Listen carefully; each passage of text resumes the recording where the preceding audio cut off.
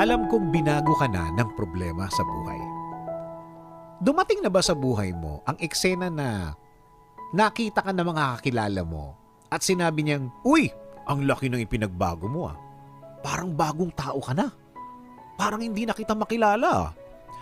Yung parang nakatitig lang siya sa'yo o kaya sila sa'yo, yung akala mo parang sinik ang pinanonood nila kung paano ka magkwento at lahat ng kilos mo at salita mo, pinagmamasdan ka nila. Ganito naman talaga ang mga eksena sa mga reunion.